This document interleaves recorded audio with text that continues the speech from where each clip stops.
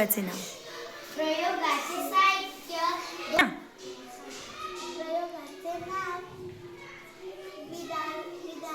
विद्राव्य व अविद्राव्य पदार्थ. प्रयोग 14वा. 2 काचेच्या वाट्या, 1 चमचा तेल, मीठ, साखर आणि 1 पाण्याची बॉटल. मी आज तुम्हाला कृती करून दाखवते. या वाटीमध्ये थोडंसं पाणी टाकायचं. त्यामध्ये या चमच्याने साखर टाकायची. थोडीशीच टाक म्हणजे विरघळेल लवकर. मग त्याला आपण चमच्याने हलवू. ती पाण्यामध्ये साखर विरघळले का? हो. कुठे विरघळली? वेळ लागत आहे ना. का? वेळ लागेल विरघळायला. काय होईल? हा, मग तेवढा वेळ द्यायचा त्याला विरघळव. साखर विरघळायला वेळ लागेल ना, तो द्यावं लागेल ना. त्यासाठी काय करतो आपण, ती साखर आपण ढवळत आहोत. बघा, हळूहळू ते साखरेचे पार्टिकल्स छोटे छोटे होते. दिसते का तुम्हाला? थोडे जवळ या. बघा, साखरेचे पार्टिकल्स हळूहळू कमी होते. हे पडेल ते. हां, थोडे दूर वा टेबलच्या. संपूर्ण विरघळेपर्यंत दाखव. बघा, वेळ लागत आहे साखर विरघळायला. निंबू सरबत पीत असता? आई अशीच करते ना.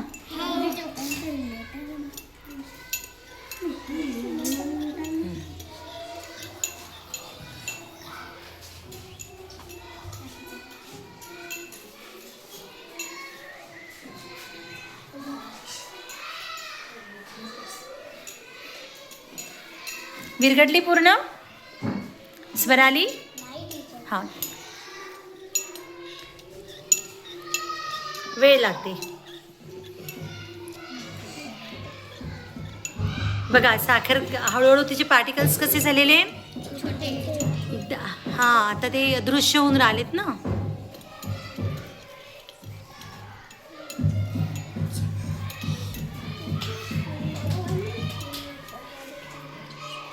झाली साखर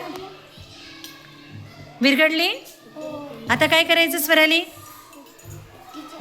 आता दुसऱ्या ग्लासमध्ये नाही, त्यामध्येच आपण मीठ टाकू. आता त्याच हां, त्यामध्ये आपण मीठ टाकू. हाताने चिमटीने टाक, ते ओल्या चमच्याने पेक्षा. आता बघा, साखरेच्या तुलनेमध्ये मीठ विरघळायला कमी वेळ लागतो का? निरीक्षण करा. साखर बराच वेळ ढवळावं लागले. स्वराली, मिठाच्या आणि साखरेमध्ये काय फरक दिसतो सांग बरं? साखर लवकर विरघळेल नाही आणि मीठ लवकर विरघळेल. Very good. साखरेला वेळ लागला ना, आणि मीठ मात्र बघा कसं पटकन विरघळत आहे. का बरं? कारण की विरघळणारा पदार्थाला म्हणतात विद्राव्य. ठीक आहे. पदार्थ आणि जे विरघळत नाही त्याला म्हणतात अविद्राव्य पदार्थ. हो, आणि मिठाचे पार्टिकल्स सॉफ्ट आणि बारीक आहेत. साखर थोडी जाड आणि थोडीशी कडक आहे, है ना, पण विद्राव्य आहे. आणि प्रयोग राहिला ना पूर्ण. आता काय करायचं? दुसऱ्या वाटीमध्ये काय घ्यायचं? वेदांत, काय घेतलं तिने दुसऱ्या वाटीमध्ये? तेल. बघा, पाणी पातळ आहे. पाणी पातळ आहे, तेल पण पातळ आहे. दोन्ही पदार्थ पातळ आहेत. आता ही काय करत आहे बघा. आता ही तेलामध्ये पण. आता त्या तेलामध्ये मीठ टाकायचं. हां, तर बरंच मीठ टाक. दिसलं पाहिजे मुलांना. आता या तेलामध्ये मीठ विरघळेल का रे? आपण विरघळणारे पदार्थ बघितले, पण विद्राव्य म्हणजे पाण्यामध्ये विरघळून घेण्याची क्षमता आहे. अशी या तेलामध्ये आहे का बघा बरं. दुसरा चम्मच आहे का? बरं, हा पुसून घे आणि मीठ विरघळून बघ. ओके, आता मीठ विरघळून बघा. का रे, या तेलामध्ये मीठ विरघळेल का? बघा. आपण बघितलं मीठ पाण्यामध्ये लवकर विरघळलं, पण तेलामध्ये विरघळत आहे का? आता थोडी साखर टाकून बघ, थोडीशीच टाकायची. आता ही साखर टाकून बघ, विरघळव. बघा मीठ पण विरघळलं नाही, साखर पण विरघळलं नाही. वेळ द्यायचा का त्याला, विरघळून बघायचं का अजून? बरं ढवळ बेटा. बघा नाही साखर तर आतापर्यंत मीठ विरघळायला पाहिजे होतं ना. म्हणजे पाणी हे द्रावण असं आहे की त्यामध्ये साखर आणि मीठ विरघळते, म्हणून पाण्याला आपण विद्राव्य म्हणतो.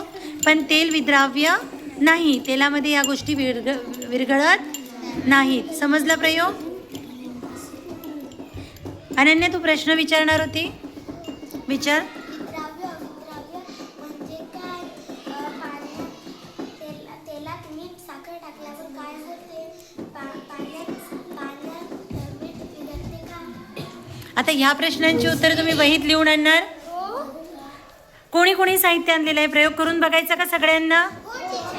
तुम्ही आणलेल्या साहित्यामध्ये प्रयोग करून बघायचा, पूर्ण वेळ द्यायचा. ओके चला, सगळ्यांचं छान कौतुक, मस्त प्रयोग केला तुम्ही. Very good.